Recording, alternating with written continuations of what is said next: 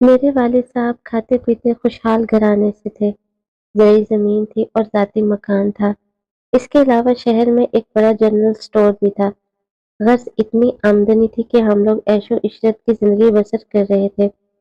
والد صاحب اکلوتے تھے، کوئی بھائی نہ تھا اور نہ بہنیں۔ دادی دادا وفات پا چکے تھے۔ امی نے ان سے پسند کی شادی کی تھی، اس لیے ننیحال والے امی سے قطع تعلق کر چکے تھے۔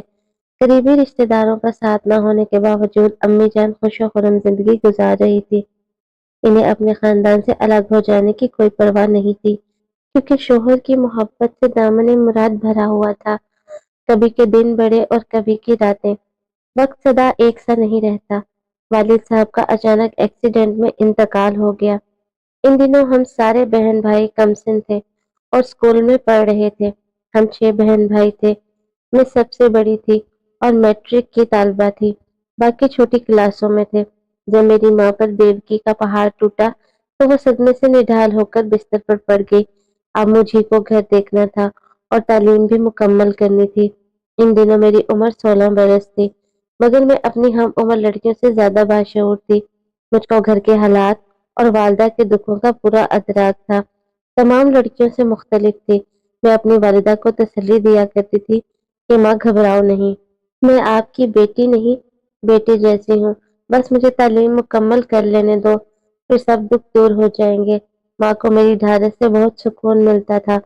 در حقیقت میرے سوا کوئی دوسرا ان کو ڈھارس دینے والا تھا بھی نہیں۔ وہ بوجھنے لگی تھی کہ واقعی میری یہ بیٹی گھر کے دکھوں کا مداوا بنے گی۔ میں نے پکا سوچ لیا تھا کہ شادی نہیں کروں گی جب تک میرے بھائی کمانے کے لائق نہ ہو جائیں گے۔ صرف پیٹ کا دوزخ ہی نہیں بھرنا تھا، اپنے بہن بھائیوں کو پڑھانا بھی تھا۔ والد صاحب کے ایک مخلص دوست اس برے وقت میں بہت کام آئے۔ میرے بھائی ابھی چھوٹے تھے، وہ ابو کا سٹور نہیں چلا سکتے تھے۔ انکل واحد نے وہ جنرل سٹور اچھے داموں ہم سے خرید لیا اور روپیہ امی کے نام بینک میں ڈلوا دیا۔ اس طرح ہمارا گزارا ہونے لگا۔ جس سال ابو فوت ہوئے، میں میٹرک کا سالانہ امتحان نہ دے سکی، کیونکہ امی ذہنی پریشانی کا شکار ہو کر بیمار پڑ گئی تھی۔ گھریلو مسائل اور امی کی دیکھ بھال کرنے والا بھی کوئی نہ تھا۔ انکل واحد سے میں نے ہی رابطہ کیا، کیونکہ جنرل سٹور بند پڑا تھا۔ ایک سال ایسے ہی مسائل سمیٹتے گزر گیا۔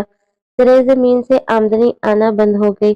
زمین پر جو شخص مختار تھا وہ مالک بن بیٹھا، ساری پیداوار خود رکھ لیتا۔ اس کا مقابلہ کون کرتا؟ ادھر سے آمدنی کا آسرا بھی جاتا رہا۔ سال بعد دوبارہ پرچوں کی تیاری کر کے میں نے میٹرک کا امتحان دے دیا۔ جی چاہتا تھا کہ کالج میں داخلہ لے لوں، مگر ابھی حالات اجازت نہ دے رہے تھے۔ پڑھائی کو بادل نخواستہ موقوف کرنا پڑا۔ ناچار ملازمت کی تلاش کرنا پڑی، کیونکہ اتنا وقت نہیں تھا کہ پہلے میں گریجویشن کروں پھر بھائی پڑھیں۔ اس وقت فوری طور پر معاشی حالات پر قابو پانے کی ضرورت تھی۔ 6 ماہ تک بھاگ دوڑ کر کے دیکھ لیا، بھلا میٹرک پاس لڑکی کو کیا ملازمت ملتی تھی۔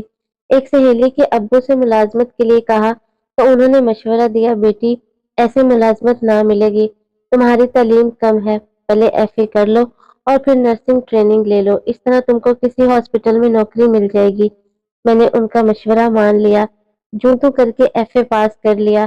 اس دوران امی کی طبیعت سنبھل چکی تھی اور وہ گھر اور بچوں کی دیکھ بھال کرنے کے قابل ہو گئی تھی۔ ایف اے کے بعد میں نے ایک سرکاری ہاسپٹل میں نرسنگ کی کلاس میں داخلہ لے لیا، جہاں یونیفارم، رہائش، کھانا اور وظیفہ بھی ملتا تھا۔ اس طرح میرا کورس کرنا سہل ہو گیا۔ جن دنوں میں نرسنگ کورس کے دوسرے سال میں تھی، میری واقفیت ایک ڈاکٹر سے ہو گئی۔ اس کا نام یوسف تھا۔ ڈاکٹر یوسف نے نئے اس ہاسپٹل میں تعینات ہوئے تھے۔ یہ شخص پشاور کا رہنے والا تھا اور کافی خوبصورت تھا۔ جب اس نے مجھ سے التفات برتنا شروع کیا تو وہ بھی میرے تصور میں رہنے لگا۔ اب میں زیادہ وقت اس کے ساتھ گزارنے کی صحیح کرتی۔ اس کی اور میری ڈیوٹی عرصہ تک ایک ہی وارڈ میں رہی۔ وہ جب مجھ سے بات کرتا کہتا، اے کاش مجھ کو تمہارے جیسے شریک حیات مل جائے، تم بہت دلکش ہو، میرا آئیڈیل ہو۔ اس کی باتیں میرے دل پر کیوں اثر نہ کرتی؟ میں ایک سیدھی سادی اور حالات کی ستائی ہوئی لڑکی تھی۔ میں اچھی زندگی کے خواب دیکھنے لگی۔ یوسف نے مجھے کچھ ایسے سبز باغ دکھائے کہ میں ہر دم اس کے بارے میں سوچنے لگی اور میرا دل نرسنگ ٹریننگ سے اچاٹ ہو گیا۔ میں امی جان سے کہا کرتی تھی کہ اس وقت تک شادی نہ کروں گی جب تک سارے بہن بھائی پڑھ لکھ کر اچھے مستقبل تک نہ پہنچ جائے۔ اب امی کو کہتی کہ میں کورس مکمل کرنا نہیں چاہتی، نرسنگ کا پیشہ میرے مزاج کے مطابق نہیں ہے۔ امی جان حالات کے بھنور میں گر چکی تھی، پھر میں ان کی اولاد تھی، ان کو میری خوشیاں عزیز تھی۔ جب امی کو بتایا کہ ایک ڈاکٹر مجھ کو پسند کرتا ہے اور شادی کے لیے اصرار کر رہا ہے، تو میری خوشی کی خاطر امی جان میری شادی اس ڈاکٹر سے کرنے پر رضامند ہو گئی۔ ایک روز ڈاکٹر یوسف ہمارے گھر آئے اور امی سے بات کی، کہنے لگے کہ آپ کو صاف صاف بتا کر پھر رشتہ طلب کروں گا، آگے آپ کی مرضی، میں آپ کو دھوکہ دینا نہیں چاہتا، میں پہلے سے شادی شدہ ہوں اور میرے 2 بچے بھی ہیں۔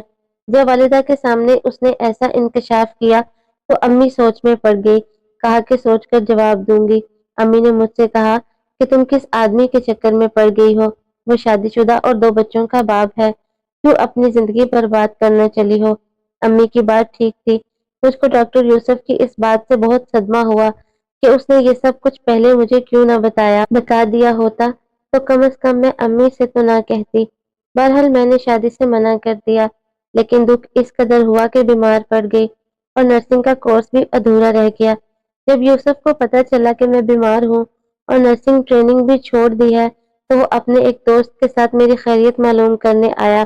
اس کا دوست بہت خوبرو اور نرم خو تھا، وہ ایک بزنس مین تھا اور اس کا نام محبت خان تھا۔ یہ لوگ تھوڑی دیر ہمارے گھر بیٹھ کر چلے گئے۔ ایک ہفتہ بعد محبت خان نے مجھ سے رابطہ کیا اور کہا کہ تم یوسف کا خیال چھوڑ دو، وہ ایک دھوکے باز اور جھوٹا آدمی ہے، تم ایک اچھی لڑکی ہو، اگر چاہو تو میں تم سے شادی کرنے کے لیے تیار ہوں، تم میرے گھر جا کر دیکھ سکتی ہو کہ میں غیر شادی شدہ ہوں اور بہت امیر آدمی ہوں، تم عیش کرو گی اور تمہارے گھر والوں کی بھی مدد کروں گا، تمہارے سارے بھائی سیٹ ہو جائیں گے، میں تم لوگوں کو حالات کے بھنور سے نکال لوں گا۔ اپنے لیے نہیں لیکن اپنے گھر والوں کی خاطر میں نے محبت خان کے بارے میں سوچنا شروع کر دیا۔ وہ دوسری بار ہمارے گھر آیا، مجھ سے چھوٹی بہن 10ویں کی طالبہ تھی، مجھ سے زیادہ خوبصورت تھی، میں حالات کی سختیاں سہتے ہوئے مرجھا کر رہ گئی تھی، لیکن الینا کسی نوخیز کلی کی طرح تھی۔ جب محبت خان کی اس پر نظر پڑی، وہ گہری نظروں سے اسے دیکھنے لگا، مجھے خیال آیا اگر محبت میرے بجائے میری بہن سے شادی کر لے تو اچھا ہوگا، اس طرح میں اپنے چھوٹے بہن بھائیوں کے لیے زندگی وقف کر دوں گی، ماں بھی میرے جانے سے تنہا نہیں ہوگی اور چھوٹی بہن کو ایک اچھی زندگی مل جائے گی، وہ سیٹ ہو جائے گی اور وہ محبت خان کے ذریعے ہمارے کنبے کی مدد کر سکے گی۔ میں نے محبت خان کی طرف دیکھا، اس نے جیسے میرے ذہن میں آئے خیال کو پڑھ لیا۔ اس نے میری والدہ سے کہا اگر آپ بڑی بیٹی کا رشتہ نہیں دینا چاہتی تو پھر چھوٹی کا دے دیں۔ اس پر میں نے فوراً اس کی ہاں میں ہاں ملائی۔ وہ بولا اس بار جب میں آؤں گا گھر والوں کو ساتھ لاؤں گا اور وہ انگوٹھی پہنا کر جائیں گے۔ اس کے جانے کے بعد امی نے مجھ کو ڈانٹا کہ یہ تم کیا کرنے لگی ہو، ابھی الینا کی عمر ہی کیا ہے، تمہیں شادی کرنی ہے تو کر لو، میں ہاں کر دیتی ہوں، لیکن الینا کی نہیں کروں گی، اسے میٹرک پاس تو کر لینے دو۔ میں نے امی کو خوب سمجھایا، ان کو باور کروایا کہ میں محبت خان سے شادی نہیں کر سکتی کیونکہ اس کو میرا اور ڈاکٹر یوسف کا سلسلہ معلوم ہے، ساری عمر اس کے ذہن میں یہ بات نہ نکلے گی، ممکن ہے شادی کے بعد وہ مجھ کو یوسف سے تعلق کے تانے دے اور پھر ہماری ازواجی زندگی برباد ہو جائے گی۔ اگر وہ گھر والوں کو لانے اور الینا کو اپنانے پر راضی ہے تو آپ کو کیا اعتراض ہے؟ الینا ایک بزنس مین امیر آدمی کی بیوی بن جائے گی اور وہ پرتکلف زندگی بسر کرے گی اور آپ کا ایک بوجھ بھی ہلکا ہو جائے گا۔ سوچئے ذرا کیا ان حالات میں کوئی دوسرا اچھا رشتہ آپ کی کسی بیٹی کے لیے آ سکتا ہے؟ بس ایسی باتیں کر کے امی کو راضی کیا۔ وہ بیچاری اس معاملے میں کسی سے مشورہ بھی نہ لے سکتی تھی، ہمارے آس پاس کوئی دانا ہستی تھی ہی نہیں، جب گھر میں مرد نہ ہو اور عورتوں کو ہی فیصلہ کرنے پڑے پھر ایسے ہی فیصلے ہوتے ہیں۔ اس ہفتے محبت خان 2 خواتین کے ہمراہ آیا، اس نے ان میں سے ایک عورت کو اپنی والدہ اور دوسری کو بہن بتایا، وہ لوگ مٹھائی اور انگوٹھی بھی لائے تھے۔ الینا کے رشتے کے لیے ہاں کرنے میں امی سے زیادہ میں پیش تھی، خاص کہ انہوں نے محبت خان کے نام کی انگوٹھی الینا کی انگلی میں پہنا دی اور رسم منگنی کر کے چلے گئے۔ شادی کے لیے 1 ماہ کی مدت کا اصرار کیا۔ جب امی نے کہا کہ ابھی تیاری کرنی ہے، لڑکی کے لیے چند جوڑے کپڑے بنانے ہیں، انہوں نے کہا کہ ہرگز آپ کسی قسم کا تکلف نہ کریں گی، ہم خود جہیز بھی دیں گے اور بری بھی بنائیں گے، زیور بھی دونوں طرف کا ہم ہی چڑھائیں گے۔ والدہ خوش ہو گئی کہ شادی کا تمام خرچہ لڑکے والوں نے اپنے ذمہ لے لیا ہے۔ جب شادی کی تاریخ مقرر ہوئی تو محبت خان نے بتایا کہ ان کے ایک قریبی عزیز کی موت ہو گئی ہے، لہذا شادی نہایت سادگی سے ہوگی۔ اس طرح وہ 10 اچھے جوڑے کپڑوں کے لائے اور زیورات کے 2 سیٹ بھی چڑھائے اور علینا کو نہایت سادگی سے بیاہ کر لے گئے۔ ایک اہم بات بتاتی چلوں کہ اس سارے معاملے کی خبر یوسف کو نہ ہوئی۔ محبت خان نے سختی سے منع کر دیا تھا کہ ہرگز اس کو معلوم نہ ہو، ورنہ وہ یہ شادی نہ ہونے دے گا۔ وہ میرا دوست ہے، میں اس کو اچھی طرح جانتا ہوں۔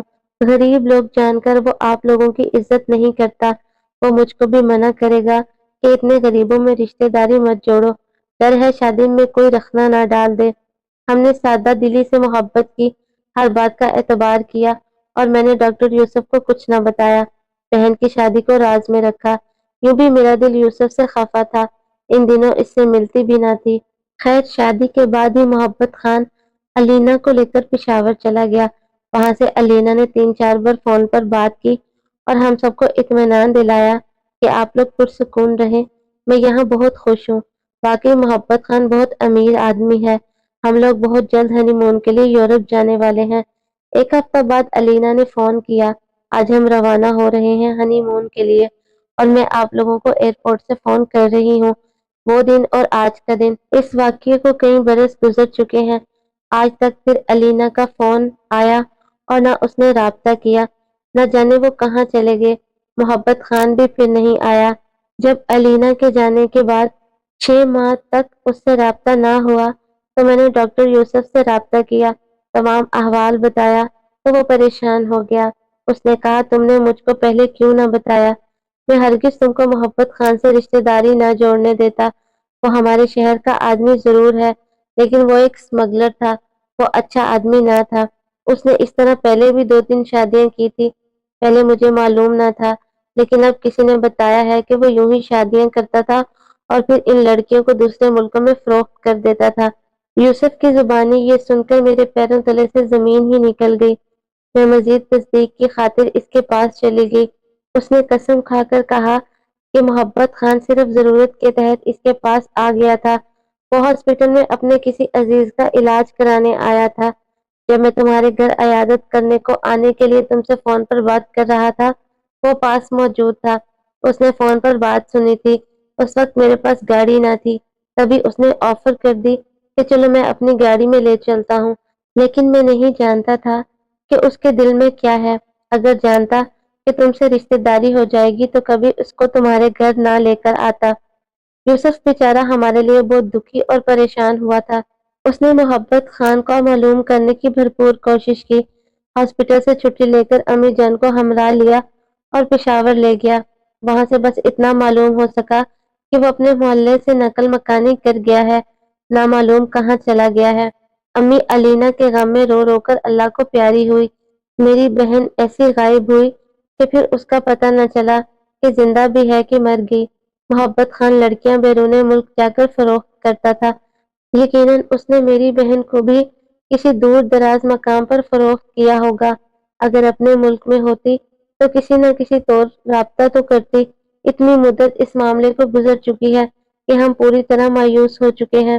امی وفات پا گئی ہیں، چھوٹی بہن کی شادی ہو گئی ہے، بھائی بھی پڑھ لکھ کر اچھا کما رہے ہیں، وہ اپنی بیویوں بچوں کے ساتھ خوش و خرم زندگی گزار رہے ہیں۔ ایک میں ہوں کہ جس کو علینا کے غم نے کھا لیا ہے، وقت سے پہلے بوڑھا کر دیا ہے۔ اگر جانتے کہ محبت خان بردہ فروش ہے تو کبھی اپنی معصوم بہن کو اس کے حوالے نہ کرتی۔ میں نے محبت خان سے علینا کی شادی یہ سوچ کر کروائی تھی کہ وہ امیر آدمی ہے، ہم کو غربت کے بھنور سے نکالنے میں مددگار ثابت ہوگا، شاید میرے بھائیوں کو بزنس کروا دے۔ کیا خبر تھی کہ علینا اس سوچ کی قربان گاہ پر قربان ہو جائے گی۔ سچ ہے برے حالات خدا ہی بدل سکتا ہے، انسانوں کا آسرا ایک سیراب ہوتا ہے۔